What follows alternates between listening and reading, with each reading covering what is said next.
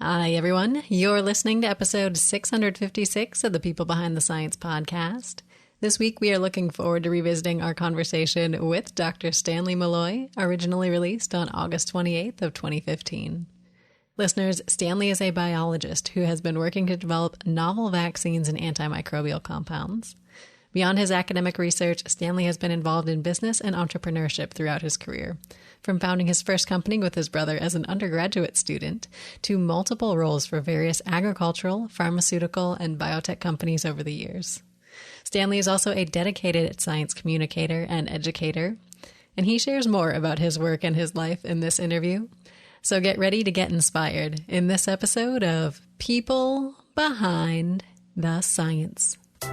Every day, discoveries are made that will change our understanding of the world around us. Dr. Marie McNeely is here to bring you the brilliant minds who are making these discoveries so they can share their incredible stories and take you on an amazing journey. Welcome to People Behind the Science.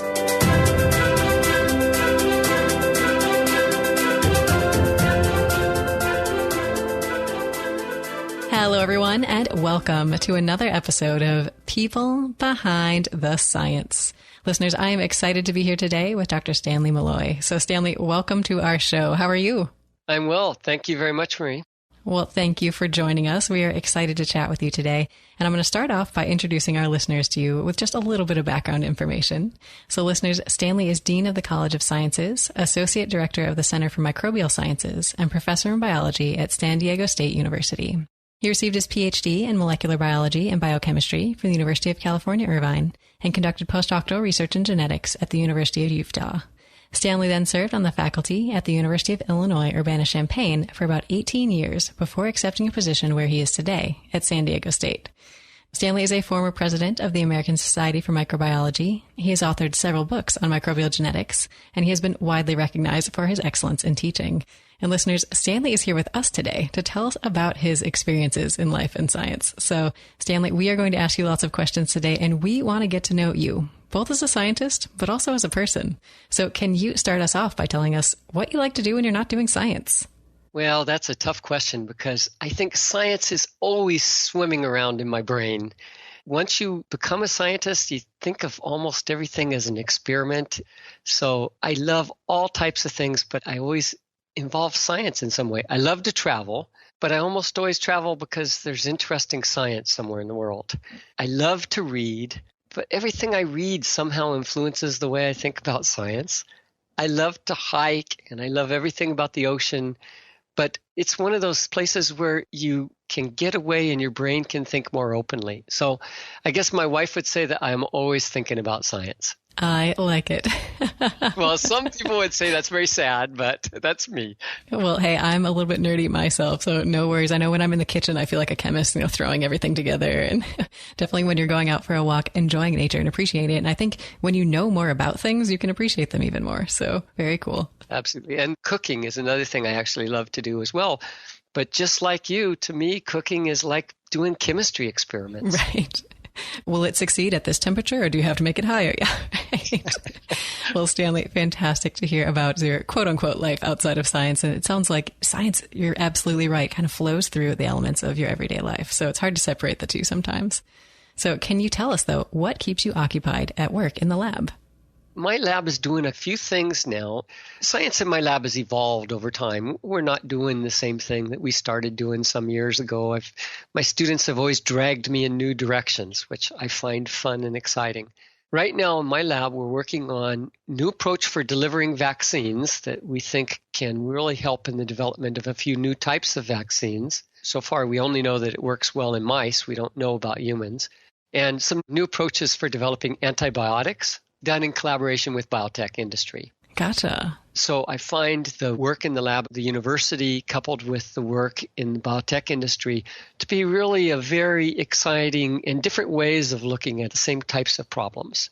Well, very cool to hear a little bit about your work. We'll chat about your research as we go through the interview, but I want to hear first about what motivates you to go in every day. I think it sounds like you are just passionate about science in general, but do you have a favorite motivational or inspirational quote that really keeps you going? I have lots of quotes, but to me, just like science, one of the things that rolls around in my brain all day are old songs. And there is a song by an old folk singer from the Vietnam War protest era. His name was Phil Oakes. And the song was When I'm Gone. I think you should sing it for us, Stanley. I'm not going to sing it because I usually do that when it's not recorded. That's fair. But the first line goes, there's no place in this world where I'll belong when I'm gone. And I won't know the right from the wrong when I'm gone. You won't hear me singing this song when I'm gone. So I guess I'll have to do it while I'm here. And the song goes on, but the basic thing is, and my personal belief is that we have a limited amount of time to really have an impact on the world. And it drives me to stay awake at night, and it drives me to come in the morning. And I find it really inspirational to know that we don't have a lot of time, and we just better put our entire passion and energy at it while we do have time. Absolutely. It kind of makes you appreciate every moment. I like this. So I'll have to look up this song, maybe have it floating around in my head as I go throughout my day. I like it. Well, Stanley, great to hear about what motivates you. And I'm curious to hear about next some of these people who've had a big impact on you or maybe motivated you throughout your career. One person, Marie, is somebody that you just interviewed for a podcast. And so your listeners will be able to connect these two things. And that is Elio Schechter. Elio is a scientist who did some really nice research very early on that related to how DNA is replicated and the role of membranes of cells in that process. And his work was ahead of its time. He had a certain stage, he did some really important research, but couldn't go beyond that because at the time there didn't exist tools to go to that next level. That work influenced me when I was a young student before I ever knew Elio. And it's really influenced a lot of my thinking in science since then. But in addition to doing some science that really stimulated me and others, he started a department that ended up being a really very famous microbiology department. He's mentored many, many scientists. He's a very strong advocate for students, and he's gone out of his way to teach students and to focus on high quality teaching. He's built programs to teach the public about science, and he's going strong after many, many people his age have retired. When I say going strong, he runs a site called Small Things Considered. I love it. Yes, I've checked it out. Okay. And it has really very interesting stories about science that I think intrigue young students and senior scientists and the general public. And I really respect so much what he does in those areas. And then on top of all of this stuff he does in science, he's just a nice guy. This is true. There are some scientists out there who are great scientists, but not necessarily the nicest people. When you see somebody who's a great scientist and really a nice person too, that blend is so endearing. Absolutely. Well, Elio is such an inspirational guy. I'm really glad you mentioned him today. And I'm curious now, you mentioned that you really admire his science communication and this impact that he makes on the public. Is this something that you've dabbled in yourself? It is, actually. I think that we have to constantly tell the public about science, or the science won't support us. And we absolutely need that public support of science. Taxpayers fund most of what we do in science.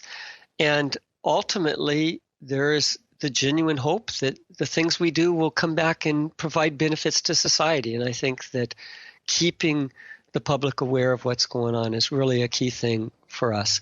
I've been involved with the American Society for Microbiology, the ASM, for a long time. And one of the things I've done there is short interviews of scientists that I think are doing really exciting things. So I've done it at ASM meetings and AAAS meetings and some other places. And I find it really fun to be able to talk to scientists and get them to explain their science in terms that an NPR audience could understand. Sure. I feel very lucky to have had that opportunity. And you mentioned that I was president of the ASM. One of the things that you can do in that kind of position is you actually have the ability to talk to people in Congress on a regular basis. And so I've had a chance to talk about the importance of science to the key leaders in Congress that play a role in the budget for science. And I think that it's both a real important opportunity and a real honor to be able to communicate science like this, just like you're doing with this program. Well, thank you so much, Stanley. And it's great to hear that you are getting out there and you are getting people excited about science and kind of bridging the gap between science and the policymakers and science and the public. I think that is so important. So is it challenging then to go out in front of Congress and talk science with them? It would be challenging if you were really hierarchical and if you thought of it as us against them. To me, part of the idea of communication is not that you're just lecturing to someone, but you're communicating, you're sharing thoughts with somebody, you're talking with people. So you go in front of the committee in Congress where they make budget decisions, and they listen to a lot of people about different issues. And so you walk into this room and everyone's signed up. So there will be, let's say, 50 groups that are signed up, and you have 3 minutes to express your case. Oh, wow. And then boom, a timer, and you are out of there. Yeah. And so I walked in this room and I sat there, and it's actually really impressive because somebody will come in who has a relative with a particular disease and they're trying to get more money for that disease, and they'll tell really very touching stories. And then it will move to the next person. They'll talk about the need for funding in some other particular area of the environment or public health, things that really matter to society. But 3 minutes isn't very long. Right. And the congressional people that are sitting on this panel, they've heard it all so many times before. And I'm sitting in the audience and I'm looking at them and they just look bored. The stories that to me are so high impact just aren't motivating them. So I got up to talk to them, and I was actually talking about antibiotic resistance at this one story I'm telling you about. I was talking about how you can go into the hospital and get a treatment where the treatment works well, but you die because you get an infection that can't be treated. One of the people up on the panel said, well, that reminds me of old Joe. Old Joe got a knee surgery, and we didn't think that he was going to come home. Oh, no. Someone else in the panel said, well, yeah, I know of a case like that, too. It seemed like they were all Southerners up there. And pretty soon, we were having a conversation, and the bell went off, and they ignored the bell. Really? It mattered to them because it was something that they could relate to. It wasn't somebody just telling them a story. It was people having a conversation. And that's why I think communication shouldn't be intimidating, because having a conversation with somebody should feel very comfortable. I like this approach that you take to sharing your science. I think having this more conversational approach, this discussion about it, is really important in making sure the other people are invested and involved in it. So fantastic to hear about this experience and an awesome story about your experience in Congress. So Stanley, can you take us back now a little bit farther and tell us about where your passion for science began and share one of these early memories of when you first started getting interested? This is a convoluted story, but when I was a kid, many families got 2 magazines, Life and Post, and every few issues would run some story about science. It might be about space, or it might be about the human heart, or it might be about infections or something. But so as a little kid, I needed glasses and no one knew it, so I read voraciously. And I'd always read these stories, and I was really excited by them. But when I went through high school, I just kind of lost entirely my passion for science. I had teachers who really taught it as a bunch of facts, and it just lost its interest to me. So I was an undergraduate, and I worked my way through school, and my older brother and I started a company called Lab Management Incorporated. And what we did was we set up clinical labs in small hospitals and clinics in the Los Angeles region. And basically, at that time, small hospitals would send out their lab work to a major lab and get the results back. And they actually lost money on lab work. What we would do is we'd come in, we'd clean up the lab, we'd buy the equipment, hire new people. I ran all of the tests on the equipment for the quality control, would draw blood for the first couple of months, and then it would be set up and running, and we'd leave and go to a new place. That's really cool.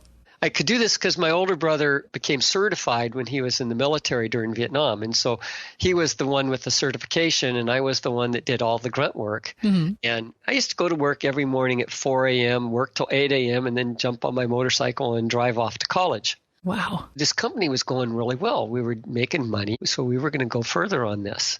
And I was going to go, I was accepted into a graduate program to become a bioanalyst, people that can run labs. I was in my last quarter when I was a senior in college at UC Irvine, and I took a microbiology class from a professor called Cliff Woolfolk. And this was an amazing experience. Cliff was not the greatest lecturer in the world, but he was phenomenal in the lab. Every student did their own experiments. We isolated microbes. We studied their metabolism. If we wanted to do a test, he'd figure out a way we could do it. And so every student in this lab was doing their own little research projects. And he acted like what you were doing was the most interesting thing in the world.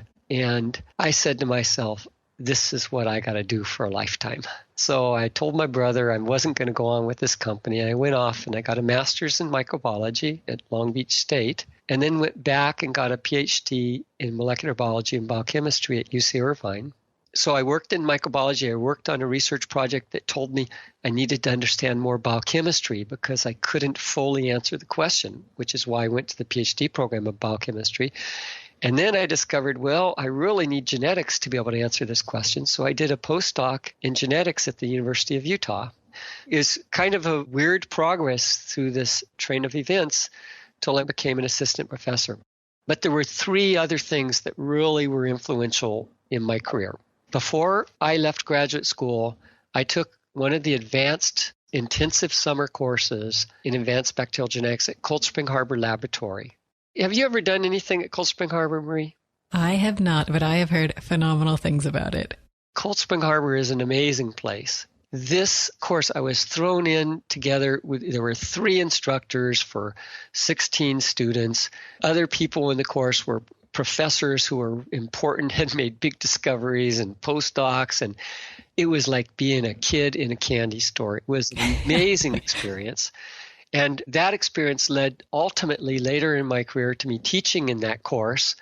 And I've continued to do lots of things with Cold Spring Harbor since then. I've published books through there. I ran meetings there. And it's really been a core part of my life and I think who I am as a scientist. The other thing here is, like you, I've done a lot of things in industry. I started off with this lab management when I was an undergraduate, but that was kind of a service industry. Mm-hmm. Once I became a professor, I started doing a fair amount of consulting for different types of companies, a whole variety of companies. And it really led to an interest that provided the opportunity later in life to be involved in starting up some biotech companies. And that's something I continue to do to this day. And I've actually seen some of the things, some of my ideas really make it out, if you will, from the bench to the bedside where they've really impacted human lives. And I can't say I feel more proud of anything than that. Well, that is spectacular. I think not many scientists get that opportunity to actually see their research being applied then in whatever context it may be. So can you tell us a little bit about how you got started on maybe some of these consulting opportunities or startup opportunities? This is one of these kinds of things people talk a lot about networking. I had published a paper, and my first gig was somebody at a big pharmaceutical company who had developed a drug that had gone all the way through clinical trials looking really good and failed in the last stage of clinical trials because it had a negative effect on people with alcoholism. It caused really serious liver damage. And so they asked me if we could have a way of using bacteria to identify some particularly toxic part of this molecule so that they could go back and modify it. Interesting. It was a really interesting project. I didn't think it was going to work. I thought it was too risky to let any of my students work on it. And I solved the problem in a week. Wow. Simply because bacteria can give you so much data so quickly. Was this like a week of not sleeping, or was this a normal week? Well, it was a normal week of small amount of sleep. Sure. But at the time, the company gave me, I think it was $60,000 for that week's work. And that was enough money that we could start a whole new area of research that I was intrigued with. This is a great deal. And because that was successful, it led to other opportunities, and not all in the pharmaceutical industry, some in the ag industry. In the middle of Illinois, you're right in big ag territory. Mm-hmm.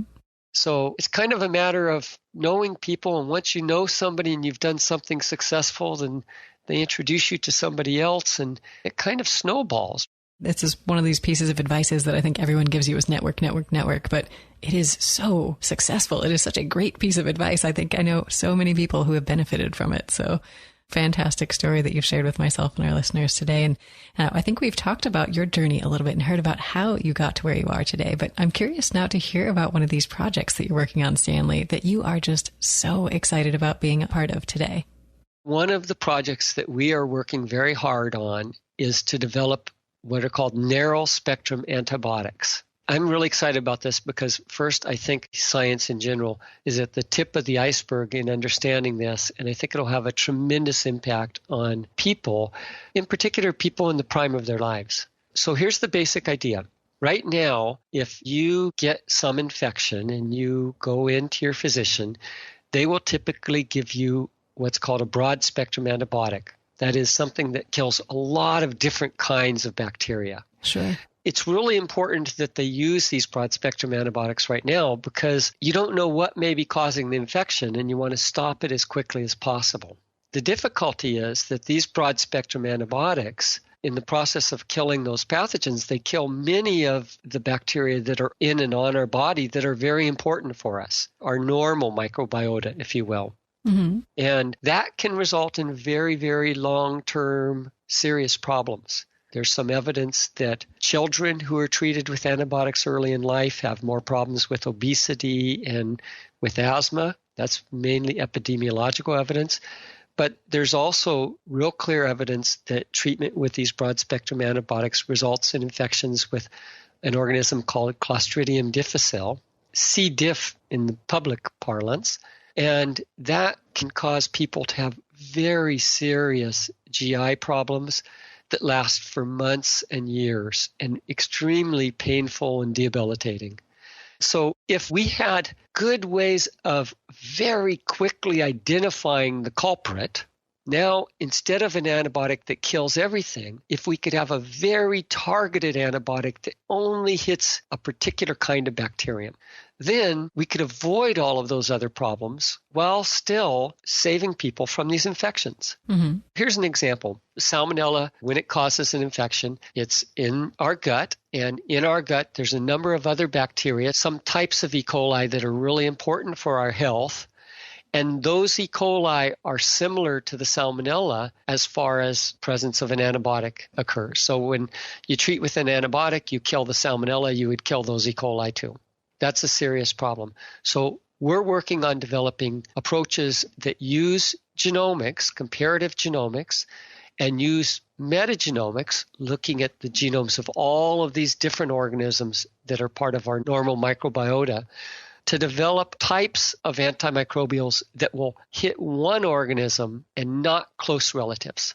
Wow. Instead of taking ampicillin, you would take anti-salmonella or anti-staphylococcus or anti-streptococcus, something very, very specific. Now, would this help out with some of the problems of resistance because it's more targeted? Because it's targeted, it definitely will help with resistance because a lot of resistance comes because one of our normal gut organisms picks up resistance and transfers that to other pathogens. So this targeted approach eliminates that. But there's a second part of this, and the people who are working on narrow spectrum antibiotics are also working very hard to develop types of approaches that can be retooled in short time. So we think that the approach that we're working on, when resistance develops, and we know resistance will develop, it always does, when it develops, we think that within a matter of a couple of weeks, we could have a new version developed that would replace the resistant form. That is phenomenal. This is really exciting research, and I think it has such great implications for health. It definitely does. We have a long ways to go. I don't want to give a misconception. I think that we're at the early stages of developing these, and they're going to have to go through clinical trials before we're going to actually see them in the doctor's office or the clinic. Well, this is exciting research, Stanley, and I'm glad that you chatted with us about it today. And in addition to some of the work that you're doing now, I want to talk about some of the challenges that you've faced. I mean, you've painted your adventure going through science as pretty exciting. We've hit a lot of the high points in your career, some of these moments of transition, these things that have happened to you along your journey, as well as the work that you're doing now. But I want to hear about the difficult points. I think these aren't shared enough from scientists. I think people in the public may not realize some of the challenges that scientists face as they go through their careers, or even just some of the everyday challenges you face at work. So can you share with us today a story of failure or one of challenge? maybe one reason people don't talk about challenges is because often challenges involve personalities, and people don't like to say things about other people that might be perceived as negative. That said, I'm going to tell a story because I think it's a really important story. And that's when I was a Ph.D. student. I was in the lab of a new assistant professor, and he was like assistant professors everywhere, under a lot of pressure to get tenure and to get grants. The department I was in was an extremely competitive department where different professors kind of maybe added to the pressure upon my advisor.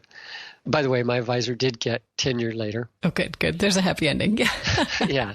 But in addition to all that pressure he felt, he also had some health problems. He had high blood pressure and he had some real issues going on. So some days he would come in to the lab and I'd be working in the lab and other people in the lab would be working there. And he'd just kind of come unglued and he'd say, "Everybody out of the lab, you're all fired." Oh, no. And you would be in the middle of an experiment, but what are you going to do? Basically, we'd drop what we were doing and everyone would leave and would go away for a day or two and come back and it'd be like nothing ever happened. Wow. That was a lot of pressure for a graduate student. And there were times where I said, I don't need this. To hell with this. If this is what science is about, first of all, I don't want to be in this uncertain state my whole time I'm getting a PhD. And secondly, I don't want to be under that kind of pressure later on in my life. I mean, I want to be able to enjoy doing science. And I thought very, very hard about quitting science and going into something else. And it was really a matter of my going out and talking to other scientists that I respect, other professors, and getting advice, as well as taking advantage of going on hikes and going swimming and things like that, that allowed me to think about this a little differently and realize that no matter what profession you're in, there will be a lot of personalities. And you basically have to adjust to the personalities and do what's going to make you happy in the end. And so I stuck with it and went on, and I was very happy I did. I have to say that going from my PhD, which actually overall was very successful, I published a bunch of papers, things went well. My research played an important role in my advisor's tenure process, and it opened some other new doors in science, so it was good. But then I went off to work for my postdoctoral mentor, and it was like dying and going to heaven. Like night and day. Yeah. Absolutely. He really didn't put pressure on people. He had expectations of you, but didn't put a lot of pressure. And he treated everyone like an equal. It wasn't a real hierarchical type of situation. In the long run, it was a really good experiment, and it taught me some very important lessons. It taught me I never want to treat people that way. I understand why people get disillusioned when they're in these types of situations where they feel like it's a very complex, frustrating situation where they may not be getting the kind of mentorship that they need at that stage in their career. Certainly. Well, I think you touched on some really important points with this story. I think this period of you're starting your faculty position, you're maybe going from a postdoctoral position where you had a completely different scenario, a completely different mentor, and maybe even changing your research direction a little bit. Now you're in a faculty position. That is a lot of pressure, and you have sort of 7 years-ish to make or break, get tenure, get things up and running and be successful. I think this is a tough time, and I think everyone deals with stress and pressure differently. This is a really important thing for scientists to think about. There is a lot of pressure in that early point. And if you're one of these people who struggles to deal with that kind of pressure, maybe you need to have your own office separate from the lab where you can go to vent or something like that, you know? If I could just make 2 other points about this. So first of all, this really was a health problem he had. He ended up dying a couple years after I left the lab, and he basically died while he was writing an NIH grant. Oh, wow. He was really very sensitive to stress, and his health wasn't very good. But this idea of thinking about pressure and stress in science is very important for students, because when you look at scientific misconduct, it's because people get in these stressful situations, and instead of focusing on the problems, they focus on dealing with the stress sometimes in the easiest way out. And I think that that's one of the real serious issues that we have when we deal with falsification of data and fabrication of data, is that people are just under a lot of pressure to generate results. Science would be so much better if we said, let's focus on the process instead of just the end point. Sure. I think that is a really important point to bring up as well. And I think it's becoming more and more this fear as you're going through of not having results, of not being able to publish a paper, of not being able to get grants because things are tightening up in science. But I think this is really important to kind of take that step back, take a deep breath, relax, focus on the problem and try and address it rather than kind of going into panic mode. So well, wonderful to hear about one of your challenges and how you got through it. And I think this is a light at the tunnel kind of situation. I mean, you know, your Ph.D. is only going to be a certain number of years. You know, your postdoc is only going to be a certain number of years. And there's another step after that. So you were able to then, it sounds like, get into a laboratory that was perhaps a better environment to work in. So yes. Well, fantastic to hear one of these challenges. And I think you're right. Scientists don't talk about them enough, but I think scientists often don't talk about their successes enough and maybe don't take the time to celebrate them. So it's one thing that we do love to celebrate on our program are the successes in science in its many forms. So can you share with us next, Stanley, a story of success from your career? Let me just tell you of a success recently that's a very funny one, I think. One of the other areas my lab works on is evolution of new infectious diseases. So the basic idea behind it is that bacterial viruses very often carry exotoxins. So they carry the genes that produce the product that is responsible for a disease. But the bacteria only cause that disease when they're infected by this bacterial virus, okay? So you have to have the two together to get disease. Mm-hmm. And the way we've learned about these from when they were first discovered in 1948 is that one particular bacterial virus infects one particular bacterium. So in 1948, it was discovered that a virus that infects a bacterium that causes diphtheria, when it's infected, it produces the toxin that's responsible for the disease diphtheria. The same thing's true with cholera. A particular virus infects the cholera bacterium, and now you can cause the disease cholera in humans. Many, many cases of this. Because of our ability to do metagenomics, it's recently discovered that in nature, the viruses that carry these particular exotoxins are all over the place. They're places where the bacterium that they're normally associated with, the cognate bacterium, where the bacterium's missing. And so we discovered this, and the question is, what the heck is going on here? So a postdoc in my lab, Veronica Casas, she said, well, it must mean that there is some environmental reservoir of these toxin genes, some organism that's not the one we normally associate with disease, that can carry this particular toxin. That makes sense, yeah. So based upon a lot of results from Veronica's work in my lab and from another lab by Professor Forrest Rower in the biology department here, this seemed like the best study. So we submitted a grant to the NIH, and in the grant, we said, well, we're going to identify this mysterious environmental reservoir for these genes in nature, and that this is an important concept because it will help us understand how new infectious disease evolve. We got really very nice reviews on this grant. That's refreshing. Yeah. They were so good. We were doing everything right and so on. But they said, you're going to be looking for a needle in a haystack. And there are many, many haystacks, and you don't know which haystack to look in. So we didn't get the money. Aw. So Veronica said, I'll bet we can do this. And so she put together a team of undergraduate research students who were all very enthusiastic. A team because it was going to take a lot of people to look in all of these haystacks. And they actually spread out to a variety of environments in the San Diego region. And that team identified a couple of examples of this environmental reservoir for a virulence gene that we had never seen before. And I think it really gives us clear insight into how it is that all of a sudden a new infectious disease springs up with properties that we never would have predicted in the past because the organisms had never been associated with humans. They're environmental organisms in many of these cases that we have no clear association with disease. So I think that this is a great success story because it's an example of a surprising discovery and a scientist who is willing to really go out on a limb to test a hypothesis that might be very, very hard to prove and ends up being right. That is an awesome story. I think the sense of determination of not letting the grant reviewers keep you down and prevent you from pursuing this project is a fantastic example for our listeners out there who might be frustrated with something like that themselves. And we were subsequently funded. So there's the other happy ending. Right.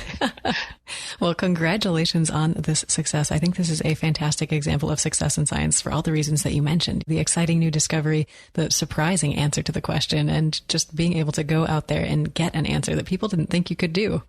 So fantastic example there. And now we mentioned that you are an author as well as a researcher. And I'm curious to hear about what books interest you. So can you give us a book recommendation, Stanley, or something that you've read and really enjoyed?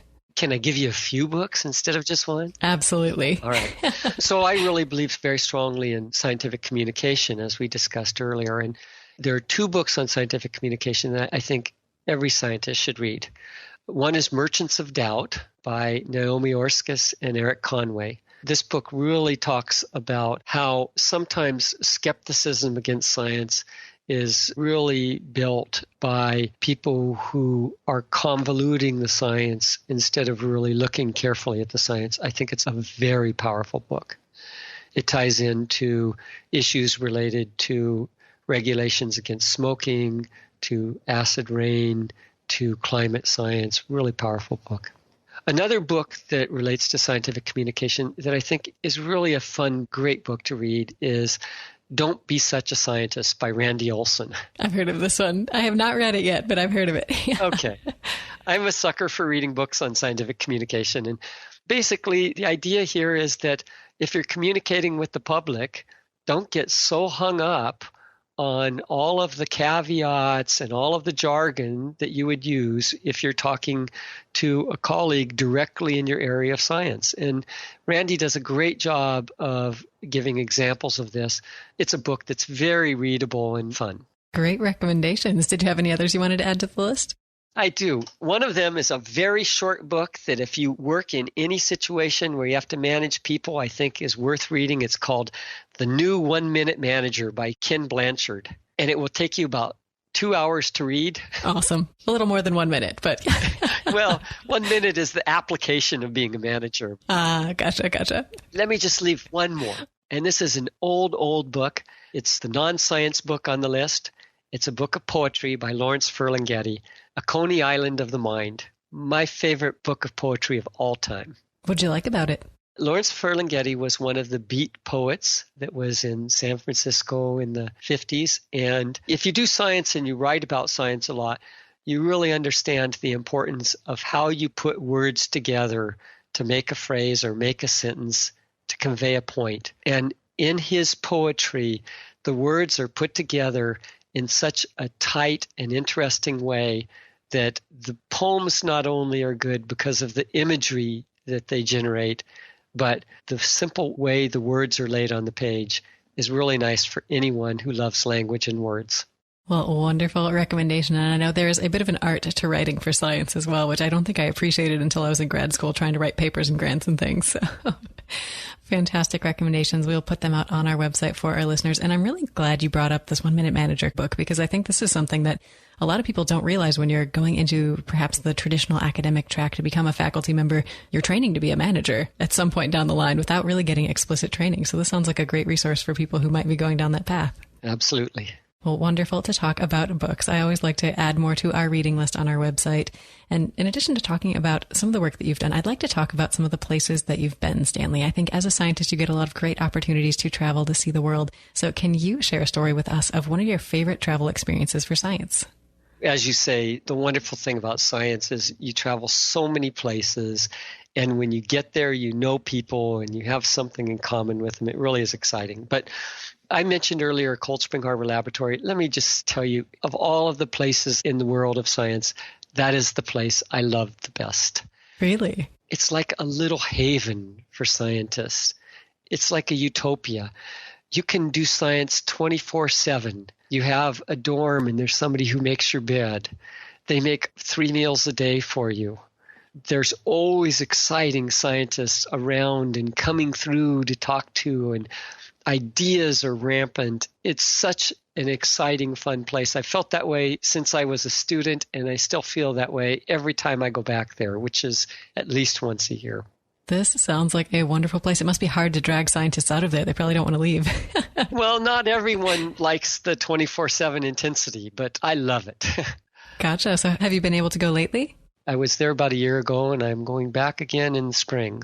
Oh, wonderful. Well, glad to hear you're able to return to it. And I think a lot of people have mentioned Cold Spring Harbor, and also the Marine Biological Laboratory at Woods Hole is the other one that I hear so many wonderful things about. I'm going to have to make it over there sometime. Actually, in your field, you should for sure go to the MBL because it's right up your area. Definitely. Well, we'll have to check it out. And thanks so much for sharing this story of a wonderful place that has meant a lot to you in your journey in science. And I think in addition to the places, the people have a big impact on you. And we've talked about some of the big figures in your scientific career, people who have mentored you and helped you along your journey. But I think just thinking about all the people you've spent time with, there's a lot of funny, fond memories that you have, or maybe quirky traditions that you experienced together in different laboratories. So can you share one of these experiences with us today? Oh, let me stick on Cold Spring Harbor. Sure. How's that? So one of the privileges I had was to be an instructor of the Advanced Bacterial Genetics course, the summer course, for 5 years, some years back. People go in there for 3 weeks for these courses, and they basically work from early in the morning till late at night, learning new things, and your brain is working constantly, and there are people there who are generating the materials, so you can just do experiments nonstop, and it's a very, very intense experience. It's almost like brainwashing. You need a vacation when you get back from your vacation. People say they need a vacation at the end of the course. But at the very last night, there's a final banquet, and there are multiple courses going on at one time. So when I was doing this course, Advanced Microbial Genetics was done at the same time as Mouse Genetics and ion channel courses. So these 3 different groups had a little bit of competition going on during the week at Cold Spring Harbor. And in the final banquet, it was like the grand finale for the competition between the courses. So in the process of this very nice meal they feed you and a lot of wine, people would toast. The basic idea was how you can toast your particular field and simultaneously insult the other fields. Right?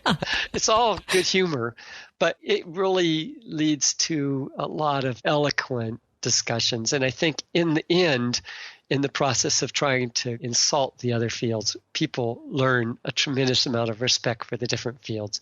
So it's a great example, I think, of how science and interdisciplinary science can be a lot of fun. So was there a clear winner to this debate? Microbial genetics all the time, hands down. Of course, of course. Well, Stanley, this sounds like a fantastic way for people to showcase their quick wit and sense of humor, I think, in science. So fantastic memory to share with us. And I think really important to showcase that science is a social, collaborative type of endeavor. We mentioned there's a lot of stereotypes in science. People aren't necessarily all by themselves in a laboratory. You're working together in these great communities. So that's phenomenal.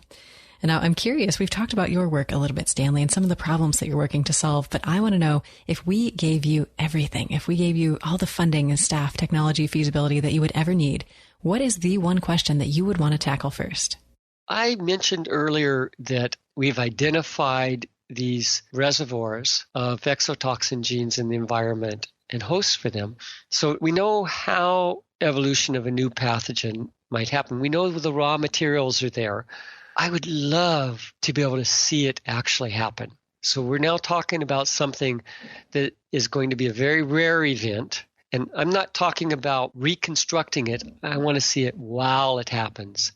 I think that it's going to involve some types of technologies that are going to allow us to basically do genetics and signaling types of approaches, probably out in a marsh somewhere. But I think if we could see it actually happen, it would allow us to get some estimates of frequencies at which it happens. And it would allow us to really reconstruct a lot, not only about fundamental issues in evolution related to how frequently genes are transferred and functional, but also this idea of how new infectious diseases evolve and what the selection is in the environment versus in the human. Very interesting. So what is the biggest or the first obstacle you would have to tackle to try and answer this question? We do a lot of our studies in a place called the Tijuana River Estuary. Okay. So estuaries are really hotbeds of genetic exchange because they're such a unique environment. And the Tijuana River Estuary is a particularly interesting one because right upstream of the estuary is the sewage treatment plant that takes care of all of the sewage for the Tijuana region right across the border from San Diego and Mexico. And every time we get a rain, which actually in San Diego is not often enough. I was going to say, unfortunately. Right. But whenever it rains, the sewage treatment plant overflows. And so you dump all this raw sewage, including a lot of human and animal waste, into the estuary that really allows those bacteria to mix with the organisms that are out there in the environment. And we believe is a potential hot spot for this type of exchange.